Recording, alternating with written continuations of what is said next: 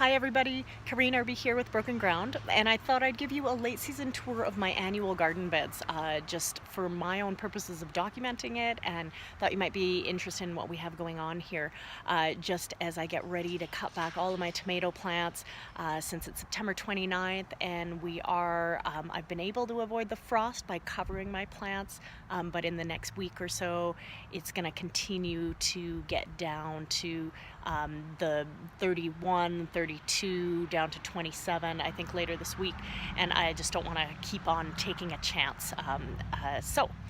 Here we go. Here's my herb spiral. You can see that the dill got rather huge, and I've cut back a lot of the rosemary, and I used to have a bunch of basil and peppers along here, and I've now cut those back at the base.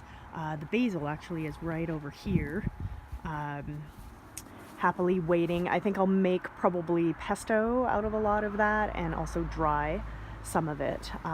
So that was all in the herb spiral, and it did really well there. I have some beds over here. I just cut back the tomatoes in that one bed, cut off all of the remaining squash. I do have peppers and some beets in here, so I'm gonna leave those for another little bit. They'll be fine up until the ground freezes. So herb spiral there. Probably bring in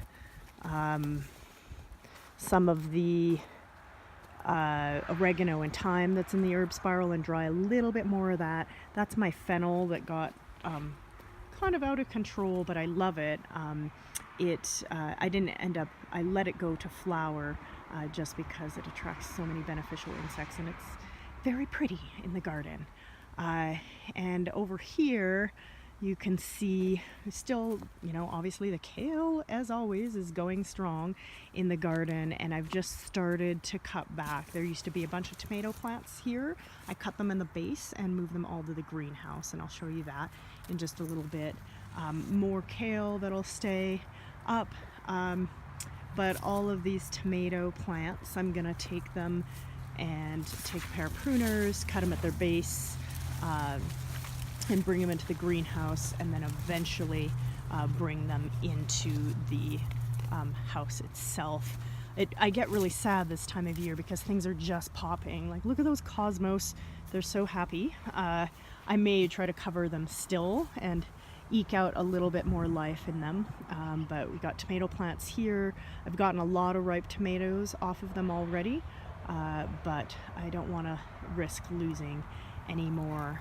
There's my buckwheat that has gone to seed, and all of that is gonna then just fall down. I'll cut that back eventually, and that'll fall down onto the soil and hopefully come back up next season. And more tomatoes, borage in the background, cosmos again, and more tomato plants that are still producing all sorts of yummy tomatoes, but I will cut those back imminently. And then, just to give you an idea of what's going on in the greenhouse, still sweet peas are still going strong, which is always lovely. I like to put them right here next to the greenhouse so you get a lovely whiff before you go in. But in the greenhouse here, we actually have tomatoes growing in the beds. And unfortunately this year my cucumbers got spider mites, so I replanted a bunch of late season greens in there. But then I have a bunch of peppers and basil in pots all along here. I brought in the pansies as well. And then I'm actually using this greenhouse as kind of a multifunctional area. And I'm finishing maturing all of my winter squash in here. I'm also curing my onions up here. And then I have as well all the tomato plants that I'm starting to cut at their base, and I'm just hanging them in the greenhouse. And what'll happen is that they'll continue to ripen and draw nutrients from the vines, and then I'll just come in here and be able to harvest them, and rather than having to cover everything outside and not and taking chances in that sense. And then the rest of the greenhouse has there's some nasturtiums going strong on the north wall here, with some basil, kale again, and so exciting. As an experiment this year, I actually planted some turmeric just to see whether it would work. And for the longest time, it never came up. And then all of a sudden, about 3 or 4 weeks ago, I noticed it in and amongst the kale. So I'm pretty excited about that. Obviously, I won't really get a yield out of it because the plants are so small and they won't survive the winter. So I might take them and put them in pots. But that was kind of a cool experiment that actually worked. I also brought in some mint and put it in a pot so I can have fresh mint for that much longer here in the greenhouse. So I got some hot crops still in pots in the greenhouse, obviously some in the ground, but then this greenhouse is becoming kind of an area where I'm keeping plants so that they can mature a little longer and that we get mostly ripe tomatoes. So just trying to close out the season here at the property. Still a ways to go. Obviously, I'll continue to eat a bunch of the greens, both in the greenhouse and the stuff outside, but starting to put things to bed. And then what I'm going to do is over here, I'm going to take this beautiful compost now that's been cooking for quite a while.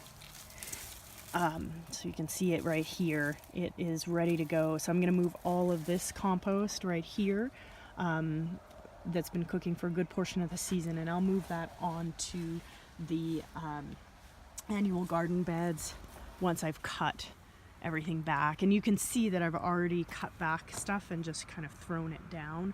That's usually what I do in the garden. So any tomato plants that no longer had any tomatoes on it and I didn't want to hang up, that debris now ended up on top of the soil here, in addition to the borage that I cut back as well. So that'll contribute organic matter to the soil.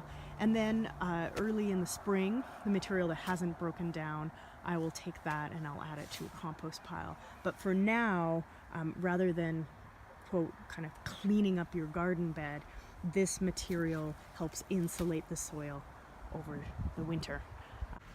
So thanks so much for watching. I hope you're buttoning up your gardens for the season.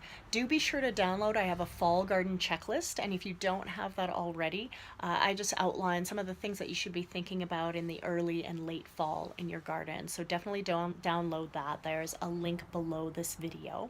And as always, if you have any questions, let me know, and I'll see you soon.